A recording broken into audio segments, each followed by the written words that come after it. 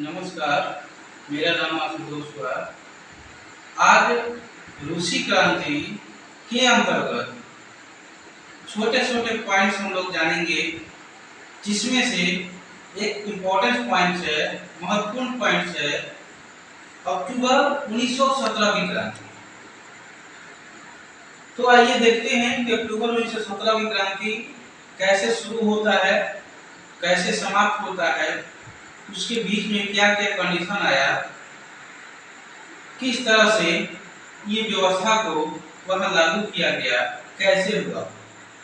तो रूसी क्रांति जो हुआ था 1917 में हुआ था, उस समय रूस का जो जार था, जार निकोलस द्वितीय था, उसी के शासनकाल में ये क्रांति हुई थी।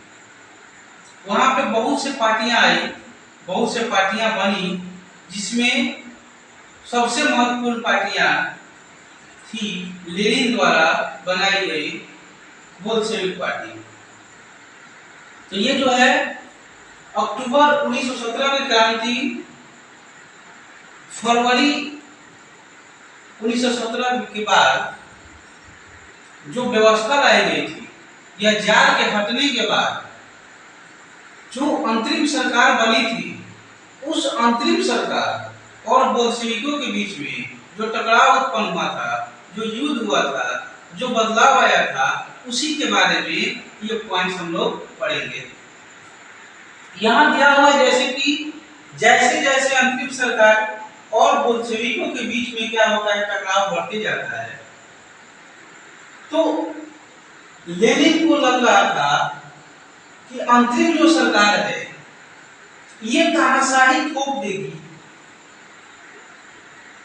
तो क्या हुआ कि सितंबर के महीनों में उन्होंने सरकार के खिलाफ विद्रोह के बारे में चर्चा शुरू कर दी। जिस तरह जार निकोलस द्वितीय को गद्दी से हटाया गया था, ये लोग इस अंतरिम सरकार में जो रूस में ड्यूमा द्वारा बनाए गए अंतरिम सरकार में जो सदस्य थे, इन लोगों को हटाने के बारे में इन लोगों ने सोचना शुरू किया था। सेना में या फैक्ट्रियों में अलग अलग लोगों को मिला करके एक सोवियत बनाया गया था। वो सोवियत आगे चलकर एक परिषद बना, और उसमें बहुत सारे जब सोवियतें जुड़ गई, बहुत सारे परिषदें जुड़ गई, तो वो क्या बन गया, एक सोवियत संघ बन गया।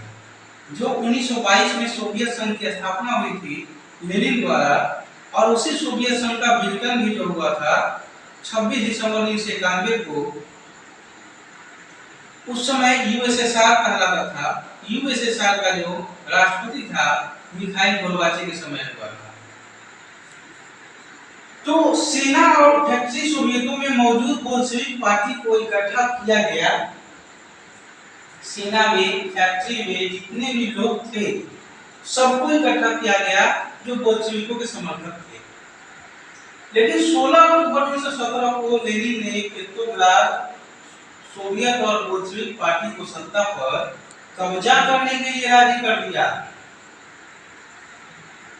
सत्ता पर कब्जा के लिए लियोन ट्रोट्स्की के नेतृत्व में सोवियत की ओर से एक सैनिक क्रांतिकारी समिति का गठन किया गया। वास्तविक जो विद्रोह शुरू होता है 24 अक्टूबर को, विद्रोह जो है शुरू होता है। इसी की संकट की आशंका को देखते हुए वहां का जो प्रधानमंत्री था केरेंस्की, वो सैनिक टुकड़ियों को इकट्ठा करने के लिए जो है शहर से बाहर चला गया, क्योंकि 24 अक्टूबर को जो केरेंस्की था, सैनिक टुकड़ियों को इकट्ठा करने जो शहर से बाहर गया था। वो क्यों गया था? क्योंकि बोल्शेविकों के खिलाफ सैनिकों को बुलाना था, उसके खिलाफ सैनिकों को इकट्ठा करना था। सैनिक कमजोर हो गया था, क्योंकि सैनिक जो था किसान थे, किसान के बेटे थे। जब जमीन वापस दी जा रही थी, उस समय किसान जो थे सेना को छोड़कर घर चले गए थे या जा रहे थे। उस समय वो बाहर गया था, इसलिए सैनिक को इकट्ठा करने के। आखिरकार होता है कि बोल्शेविक अखबारों के दफ्तरों पर घेरा डाल दिया गया। अंतरिम सरकार के सैनिकों द्वारा उसके टेलीफोन टेलीग्राफ दफ्तरों पर नियंत्रण कर लिया गया या करने का प्रयास किया गया और विंटर पैलेस की रक्षा के लिए सरकार जो थी सैनिकों को रवाना कर दिया। विंटर पैलेस वो जगह था जहां पे जार के बाद जो अंतरिम सरकार बनी थी वहां के लोग जो थे रहा करते थे। बोल्शेविक समर्थकों को यह आदेश दिया गया बाद में कि जितने भी सरकारी कार्यालय है उस पर कब्जा कर लिया जाए या कर लेनी चाहिए। उसी दिन अरोरा नामक युद्धपोत ने विंटर पैलेस पर बमबारी शुरू कर दी। युद्धपोत जो था नेवा नदी के रास्ते से आगे बढ़ते हुए विभिन्न सैनिक ठिकानों को अपने नियंत्रण में ले लिया और शाम ढलते ढलते शहर क्रांतिकारी समिति के नियंत्रण में आ चुका था। पेट्रोग्राद में आखिरकार अखिल रूसी सोवियत कांग्रेस की बैठक हुई जिसमें बोल्शेविकों को बहुमत मिला, कार्रवाई का समर्थन मिला।